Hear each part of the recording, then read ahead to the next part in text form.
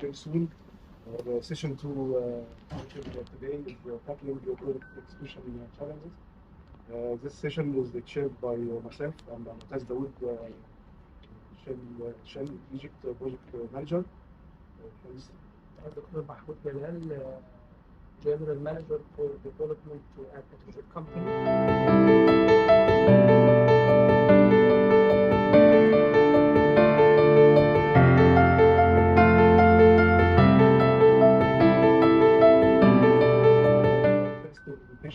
Today is how to achieve the operational excellence through project execution and cost optimization by engineer Mohamed Atwa from PhPC. So what we did, we relied on 6 measures to achieve the operational excellence through project execution. The first measure was to standardize the engineering of construction of the facility. Second, usage of current resources, both manpower and reduce the spare part and maintenance cost. The internal resources promoted the existing manpower. We have spread knowledge and gained experience. Removing the facility debottlenecking increased the production and enhanced the efficiency of the facility. The innovation and the new technology, when applied, achieves this.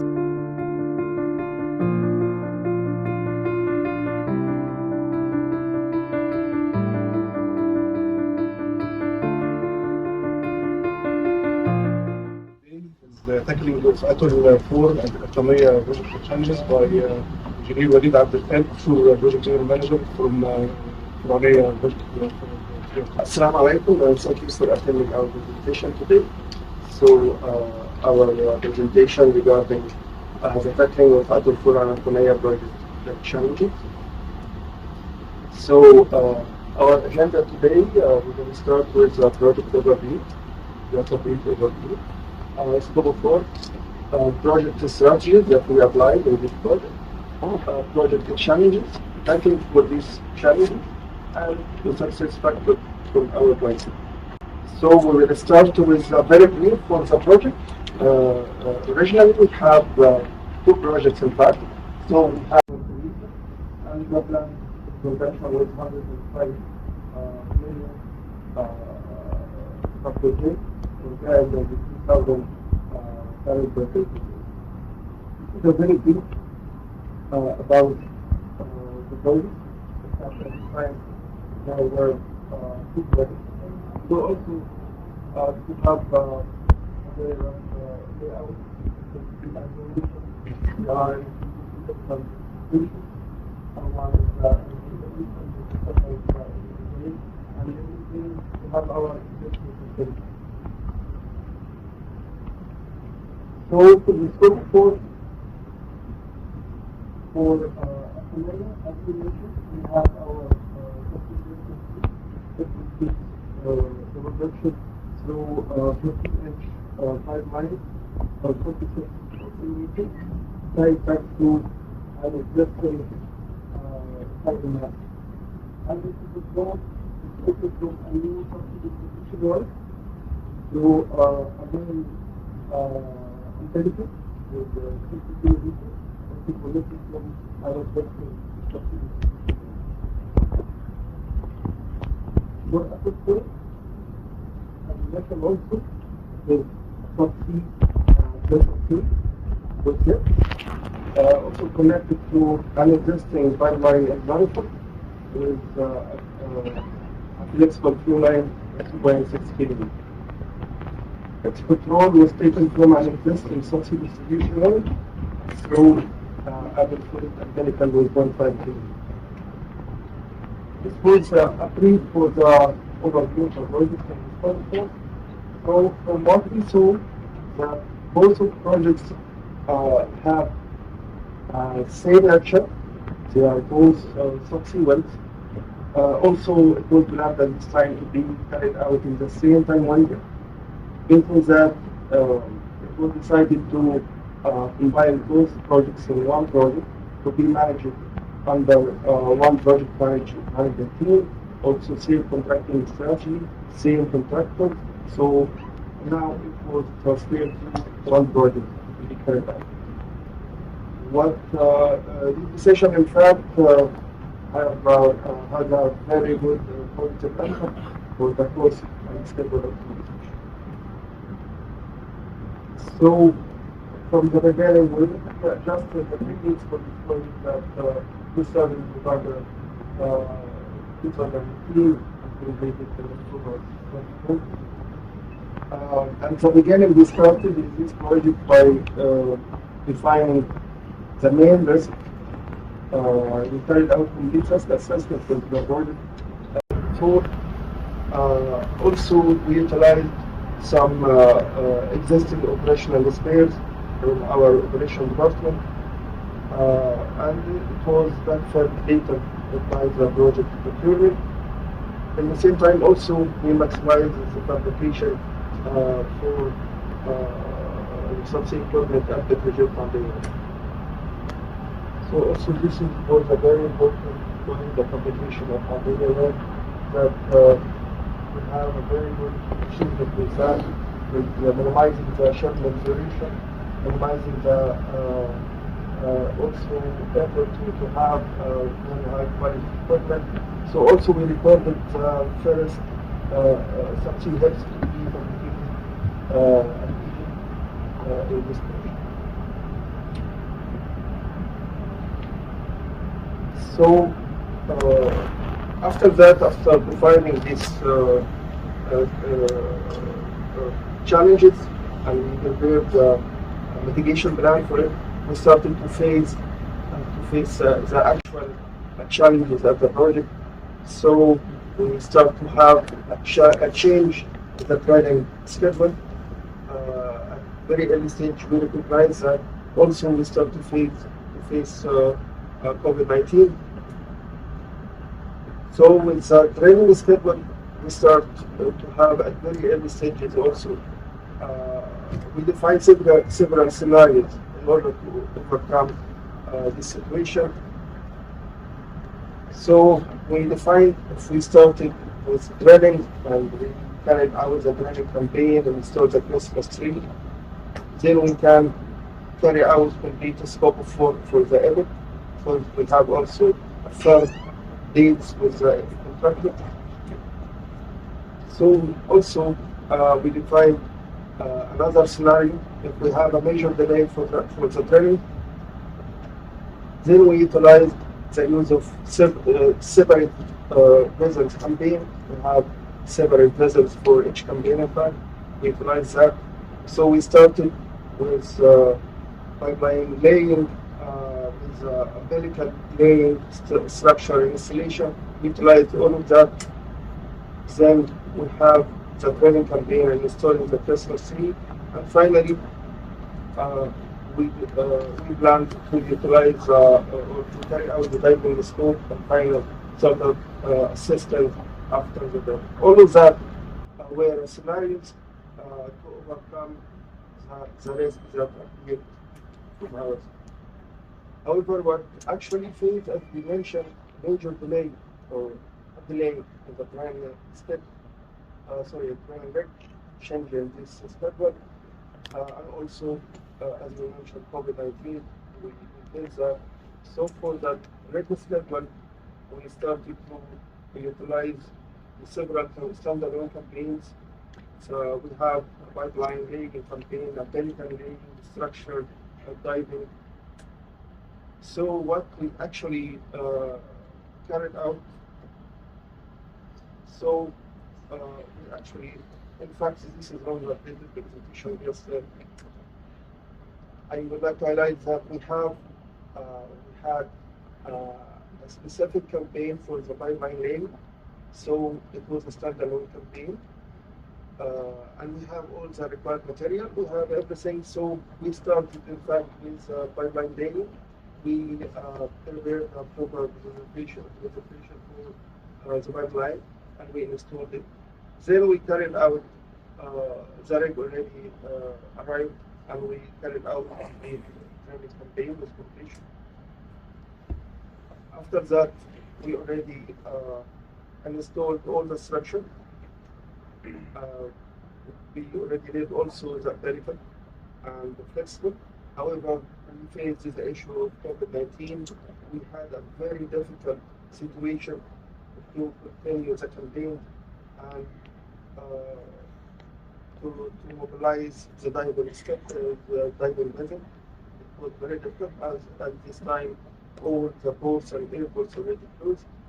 Hence, force majeure was activated, and once it was released, we could now to carry out the remaining scope of diving and startups. Also, at the same time, with the COVID-19, as there are all projects at this time, we already activated the online meetings. Also, we had a problem with representatives, our representative to attend physically on the vessels at this time. So we had online coverage 24 hours for this vessel operation. Also, we activated electronic signatures, and however, the FATS also was attended online. So, as we mentioned, just the same points to be highlighted by the impact from COVID-19. So, as a very challenging to change the equipment into restriction of labor movement and flights, diving vessel mobilization achieved. This is how we already covered this COVID-19. So I believe all of these points already carried out of several projects. However, what I would like to say that the main important success factor, in fact, from our point of view, is to have a very a mitigation plan at very early stage. Just you need to see early. You have to prepare your plan because I believe all of us, if we think before COVID-19 with maybe 1 year, all of us are sure that will not happen. However, because we made some mitigation plan for some issues, I believe we utilize the same mitigation plan for the COVID-19. So this is a very important point, in fact, early mitigation plan. Also, one of some of our success factors is to compile two projects in one, because it has a very good process schedule optimization. So also same design as they're existing, it was very helpful for us. Online communication, it was also very good way to overcome COVID-19, and also I believe same as overcome. We still continue with some using of some online communication till now. Also, one of our very important success factors is to have very high interface and communication management in order to have a close follow-up and monitoring with Azhar schedule for training and for also SPS or subsea production equipment delivery in order to start to adapt your schedule and to start to execute your mitigation plan. Also, one of our success we saw that to maximize the fabrication local colleagues Petrojet also recorded this first achievement for HEPS and some other equipment, which also affected or have a very costly schedule transition. So, thank you. Thank you. I think we start with one point to say that as a part of the mitigation measures, and also one of the success factors in the project that you maximize the fabrication inside Egypt and the there to take the priority to meet your schedule and also for cost saving. So for me, it's a good choice because I'm part of the team for the last 20 years. And it's a good sign that we are following our company's, our country strategy for maximizing fabrication because every time we have normal or business as usual ethics that these parts are important and these parts are local. But when we are starting now that Petrojet as an EPC contractor, fabricate and also contribute in the process design and so on, that's a new for us, but give good signs about what we actually can do, what we don't realize before. So we hope that this strategy continues and extended to more applications and so on. And I think eventually we will have more successes in this field to be an international contractors, international companies. Maybe Qattameya will become an international company investing outside Egypt, like Shell and so on. So I think it's starting from maximizing the local fabrication, especially.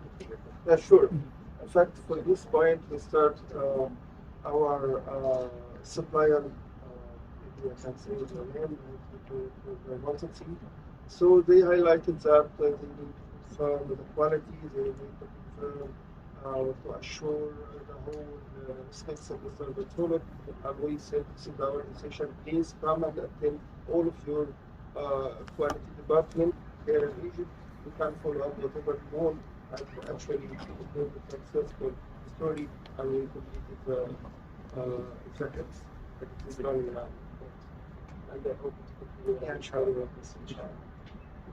I think we started the journey with Petrojet, the Subsea fabrication 20 years ago. I was working in the Golos gas company where we started the first Subsea development in Egypt, and we have actually forced foreign contractors like Cyber, Subsea 7 technique to utilize the Petrojet as a fabrication yard.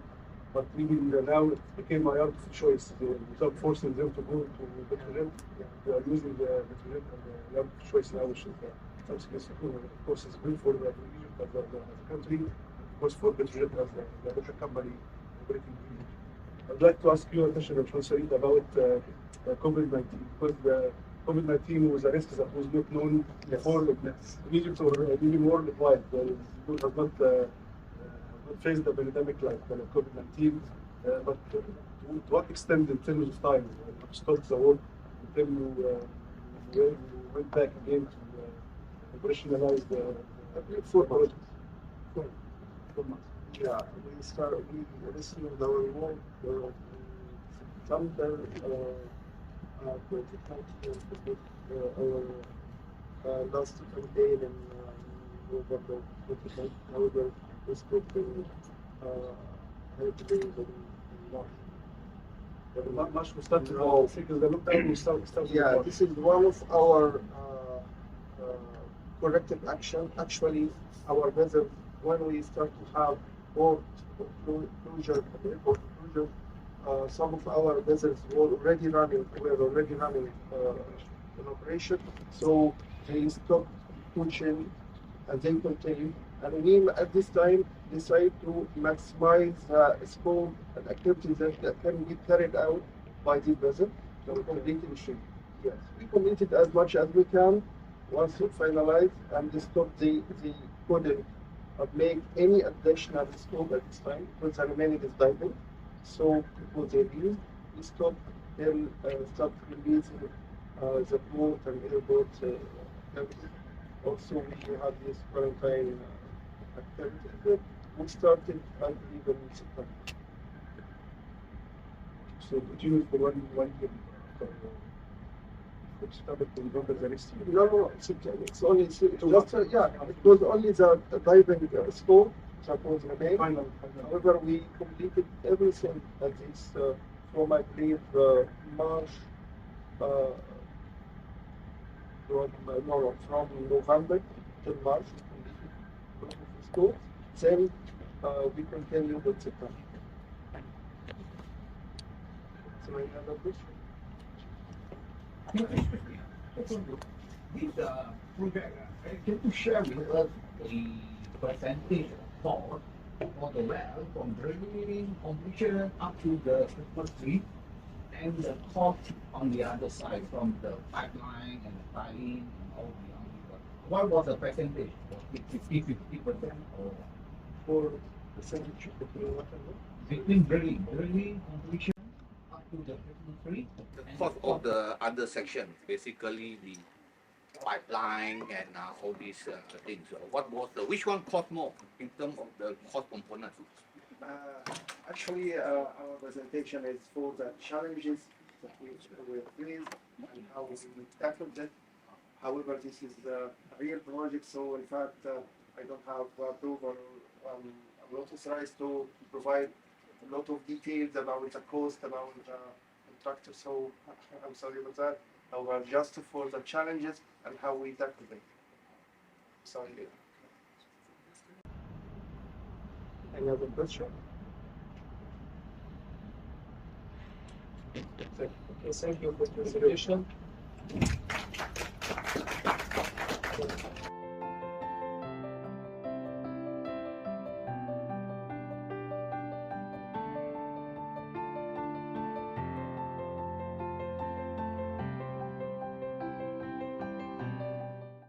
Last presentation is titled Agile Project Management and Energy Efficiency Projects for Engineer Ahmed Ali, Department Manager. In energy efficiency projects. Let's start first about our agenda. We will speak about the project life cycle, the definition and the types. After that, we will discuss the different project management approach, the waterfall project management, the agile project management. After that, we will speak about our project type today, which is the energy efficiency project. Last but not least, we'll discuss about the hybrid project management approach. And then at the end of the presentation, we'll discuss an actual case study. When we start our work in the project in our real life, the greatest challenge we face is the too much difference between the project according to its nature and area of application. That's reflected on the sequential of the project phases, which is called project life cycle. According to the project life cycle, we are selected the proper project management approach. Normally, project life cycle have two main common types. The first type is called the predictive life cycle, where the scope and the time and the budget are predetermined. All of the project deliverables are well understood, and every project phase are focusing on a certain project management processes. The second type is called the adaptive life cycle. Here, a high response to project changes is required due to a high level of uncertainty. A high level of engagement of the customer is required. So the overall scope is decomposed into a certain steps, which is iterative and incremental, and a customer revision of the product after every step well done. So this method is called a change-driven method, and it's called agile method, which will be our main concern today. Let's speak about the first project management approach, the waterfall approach. Waterfall approach is representing the classical type of project management, which we all know. It's focusing only on the project management processes, and normally we select it in case of the predictive life cycle. The golden rule of the waterfall project management is that it's not necessary to use all of the 49 processes in each project. So we are going to use just enough project management processes to fulfill a certain project requirement, which we call tailoring. However, sometimes tailoring is not enough to fulfill the project requirements, and we need to change the whole project management approach to another one, which is called agile. About the most common approach, which is called Scrum approach. Scrum methodology is being executed by breaking down the pieces into a smaller pieces or a smaller steps. It's called sprint. First, the project requirement is being prioritized and looked in something called product backlog under supervision of someone called product owner. Product owner will work as a business strategist from the start of the project till the end of the project. After that, sprint planning will be started. We are going to create the project steps, which is called sprint. So, all of work activities which need to fulfill a certain project requirement will be stated. The cost and the duration of every sprint will be estimated. The dedicated team of every sprint will be selected. Then all of that data is being logged in something called sprint backlog, and the sprint work will start under supervision of someone called Scrum Master. Then the project will start while the project requirement will be monitored and tracked in this special tool which is called Scrum Board. For example, we are going to track a certain project requirement in the product backlog in a certain sprint, and the status of the work will be monitored here. We will know what is the work need to be done, what's in progress, what had been tested, and what's already finished. Then we can summarize this agile approach. From the input of all of the project stakeholders, we will get the project requirements, which will be logged and prioritized in the product backlog. Then the sprint planning will be started by creating the sprint with all of the data of the sprint, with all of the task breakdown and the work activities.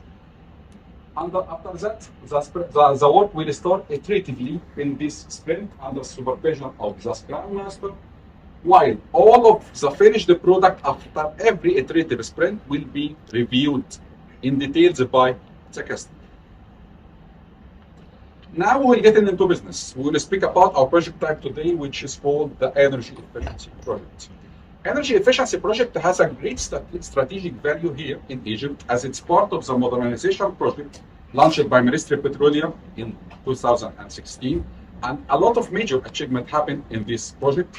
$35 million annual saving had been done by applying no-cost and low-cost projects. In the next slide, we will explain what does it mean. Cooperation with great organizations like the European Union, the Japanese International Cooperation. Third, joining the World Bank Initiative for Zero Routine Flaring by 2030. Like any project, energy efficiency projects are being initiated by the project objectives and the strategic direction which is linked with. Both of them are being given to the performing organization, which is called Energy Service Company, which is abbreviated by ISCO. Then the technical energy audit will be started according to the codes and the standard of ISO 5002 by first significant energy users identification. After that, the energy baseline is being created to be used as a reference line in the future.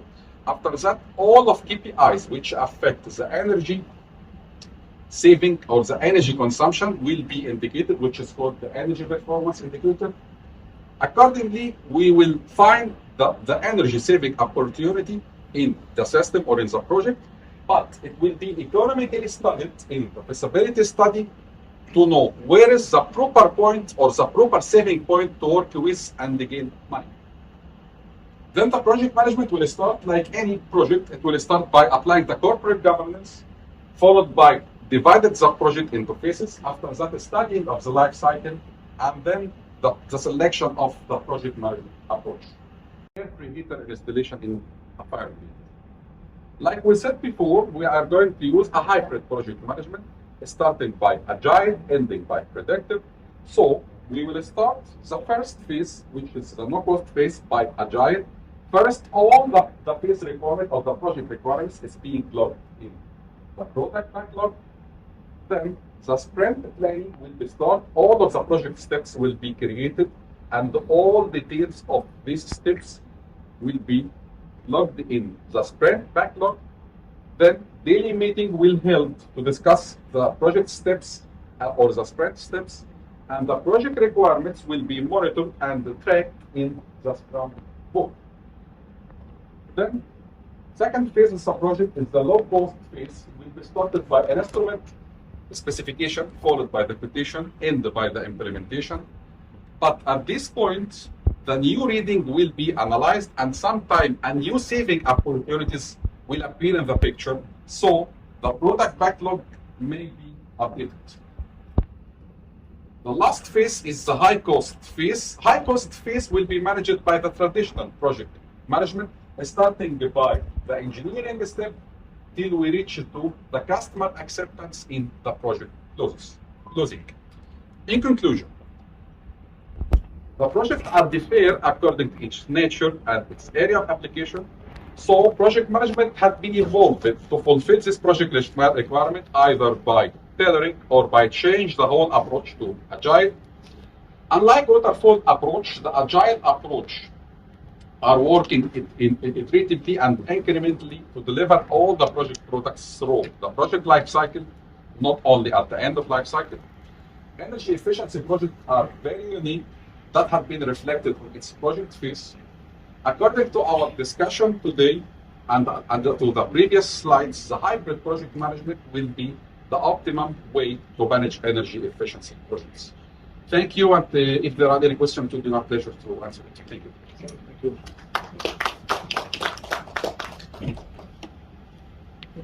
Let me start with the first question. I just want to, you know, this type of project management, Yeah. do the company have to change the process or not? Again, I mean, most company have certain procurement process and certain control. oh, okay, you are speaking about ESCO, Energy Service Company.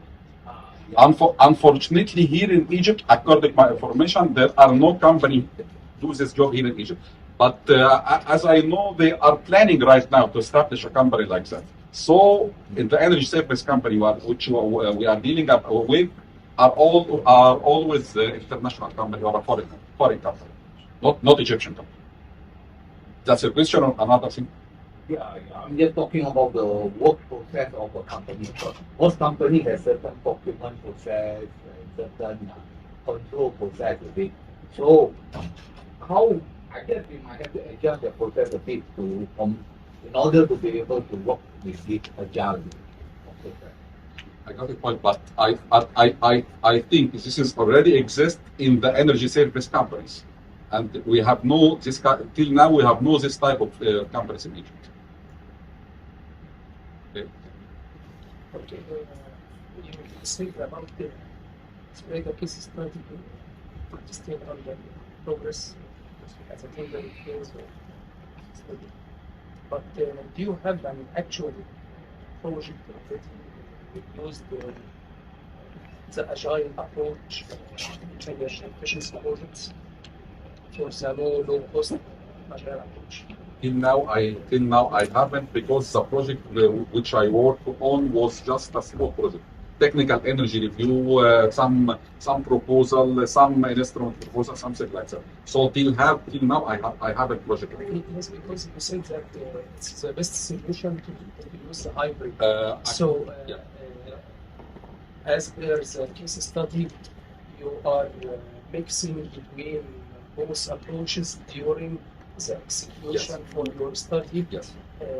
As you are generating between different approaches to reach your goal. Yes.